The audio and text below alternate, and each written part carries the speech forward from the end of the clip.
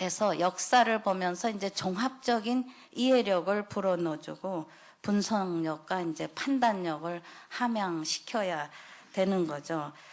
그런 속에서 우리가 동북 공정이라든가 독도 문제도 집중적으로 논리적으로 대응할 수 있게 가르쳐 줘야 합니다. 그냥 무조건 독도는 우리 땅 해서 되는 일이 아니라 왜 독도가 우리 땅인지 역사적으로 또 일본에 의해서 왜곡돼 가는 과정을 아주 세밀하게 가르쳐 주면 우리 학생들이 총명하기 때문에 논리적인 대응을 할 수 있게 됩니다. 동북공정도 지금 치밀하게 중국은 준비하고 있는데 우리는 거기에 대한 대처를 못하고 단군조선 하나 제대로 가르치질 못하고 있지 않습니까? 일본인들은 우리의 역사를 아주 축소하게 해서 단군 신화라고 부정을 했지만 엄연히 우리 역사 속에 살아있는 우리의 가장 시초가 됩니다. 이런 데서 이 국영문 보고서도 발간을 해야 되고 특히 이때는 우리 IT를 활용한 그런 첨단 기법으로 아이들이 요즘에 동영상이고 잘 만듭니다. 주제를 줘서 동영상도 만들고 역사 블로그도 하고 이러한 데서 특히 앞으로 통일 시대에 이제 이끌어갈 차세대들에게 자유민주주의에 입각한 통일 교육이 확대돼야 합니다. 통일은 해야 된다 하면서 어떠한 통일이 바람직한 것이고 우리가 대한민국의 이러한 성장의 과정을 어떻게 통일됐을 때 북한 동포에게도 나눌 수 있느냐 이런 자유민주주의에 대한 그런 정체성의 자긍심과 확고한 기둥을 우리가 이어줘야 한다고 생각합니다. 너무나 그 용어가 또 어려워요. 사실 저희들도 교과서 쓰려면 매우 어렵습니다.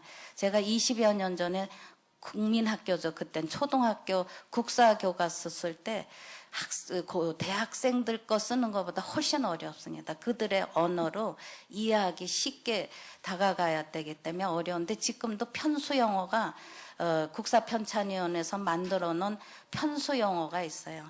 애들이 요즘에 한자도 더군다나 안 배워가지고 더 이해를 못해요. 뭐 병작 반수 이거 이해합니까? 타조법, 도조법 이게 잘 안 되는 거예요. 그런 데서 지금 어려운 용어들을 쉽게 풀어줄 필요도 있고 이제 한자 교육을 어느 정도 물론 한글을 주류로 하되 우리가 이해할 수 있는 범위 내에서 어떻게 하는가도 매우 심층적인 논의가 함께 가야 된다고 생각을 합니다. 그 다음에 이제 이 현대사에서 지금 제일 쟁점이 많이 되는 부분이죠. 너무 자학사관으로 대한민국에 대해서는 부정하고 북한의 역사에 대해서 오히려 많이 편향돼 있다 이런 걱정들도 많은데 우선 교과서에 있는 하나의 이번에 새로 나온 교과서는 제가 다 들여다보질 아직은 못했는데 그동안에는 이 피카소 그림이 계속 그 교과서에 많이 실려 있었어요. 이게 투표까지 해가지고 이게 꼭 실어야 되느냐 뭐 논란이 많았습니다. 이번 건 제가 조금 더 다 이제 없어졌는지 한번 들여다볼 쟁점이 된 중에 하나입니다. 이 피카소 그림이라고 한국에서의 학살이라고 이제 6.25 전쟁 때의 그림이에요. 그걸 묘사한 피카소는 당연히 한국에 오지 않았죠. 그러나 이제 예술로 뭐 스페인 학살 이러면서 한국에서의 학살을 나름대로 이제 상상력을 가지고 그렸는데 거기에 보면 이제 군인들이 총을 겨누고 아기 벤 여자 그리고 또 어린아이인데 총을 겨누는 장면이에요. 물론 피카소는 이 총을 겨누는 군인이 뭐 꼭 미군이다, 국군이다, 인민군이다 이거는 표현은 안 했어요. 근데 서술에서 노군리 학살 사건 하고 그 밑에다 이게 나오면 아이들은 당연히 이게 미군 아니면 국군으로 볼 수밖에 없게 되는 거죠. 그런 부분들이 저는 그게 교과서에 자기가 뭐 피카소 그림을 분석을 한다든가 뭐 이러면 연구자의 책임으로 자기가 책임을 지지만 이 교과서에 이게 맞느냐 해서 많은 학자들이 이 검정 단계에서 이거는 좀 부적절하다 했는데 투표로 한 표 차이로 지난번에도 이 피카소 올리자는 세력이 커서 그냥 올려 있고 그랬어요.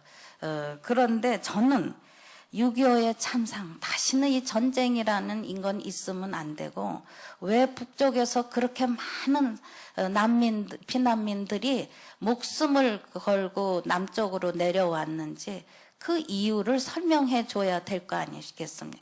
북한이 좋았다면 그렇게 이 흥남 철수 이거 지금 상황입니다. 이 흥남 철수할 때 정말 무기도 안 싣고 이 피난민들을 거기다 배에다 가득 싣고 10만 명을 실어 날랐던 그런 사실들, 이런 것들이 학생들에게 정말 6.25는 북한이 쳐들어온 남침인데 요즘에 이제 북침은 북에서 쳐들어왔으니 북침이라고 이해하는 애들도 꽤 있어요. 이거를 이제 좀 그냥 북한이 쳐 내려온 그러한 침략적인 전쟁이다. 이건 이제 확실하게 불어넣어주는 건 이번엔 아마 그건 개선이 됐으리라고 봅니다. 그러니까 검정 지침이 정확해야 합니다. 이런 데서 저는 또 하나 이 존 리치라는 종군 미국 기자가 찍은 사진인데 6.25 때의 장면이에요.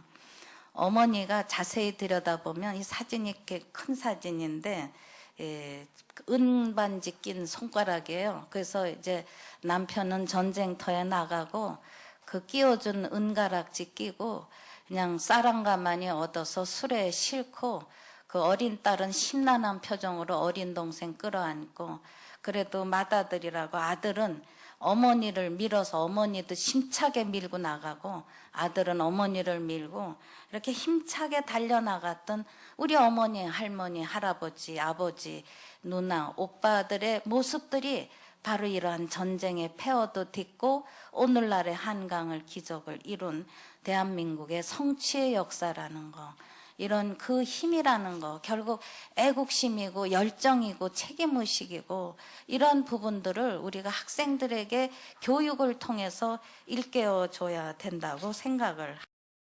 그래서 이 서술에서도 조금 함축적인 문장보다는 조금 평이한 문장을 해야 돼요. 근데 이제 책마다 조금씩 접근 태도가 달라요. 물론 표현은 교과서에 따라서 조금씩 다를 수 있지만 교과서 검정 지켜야 합니다. 국정교과서는 하나지만 지금은 거민정으로 8종이 되기 때문에 자기 개인의 소리를 내자들면 한도 끝도 없는 겁니다.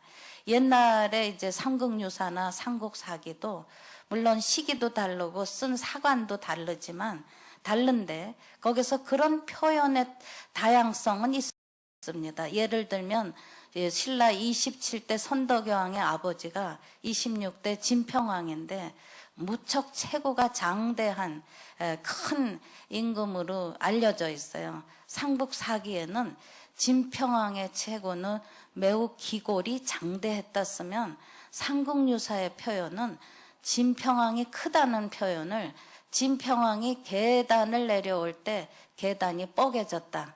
그럼 얼마나 계단이 뻐개질 정도면 체구가 큰 거를 상상력으로 해라. 이런 표현의 다양성은 있지만 팩트가 달라지면 안 되는 겁니다.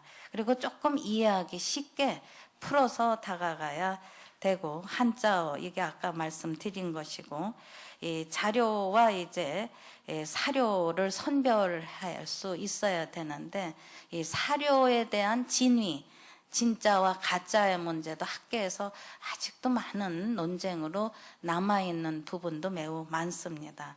특히 문제는 교육과정 및 교과서 개발이 매우 시간적으로 졸속하게 이루어진다는 것입니다. 벌써 이제 우리가 1차가 1950년대부터 지금까지 일어날 때 여러 차례의 개정이 또 금방 이것을 교과서를 1년 뭐 이렇게 쓰게 되니까 여기에서 심도 있게 조금 더 다듬어지고 정리되고 이 논쟁을 잘 소화해서 학생들에게 맞게 풀어가는 그러한 절차와 단계가 매우 압축돼 있습니다. 그래서 지금 2011년만 해도 기준 개발이 2월 10일 날았고 지필이 그 맞춰서 쓰다 보니까 한 1년 정도에 검정하니까 여러 팀이 쓰는 거거든요. 혼자 또 쓸 수가 없죠. 고대사 쓰고 고려시대 쓰고 조선시대 쓰니까 문장의 일맥상통도 필요한 거 아니겠어요. 그러니까 매우 그래도 시간이 요하는 작업인데 항상 그냥 시간에 쫓겨서 하다 보니까 좀 졸속적인 것도 나오고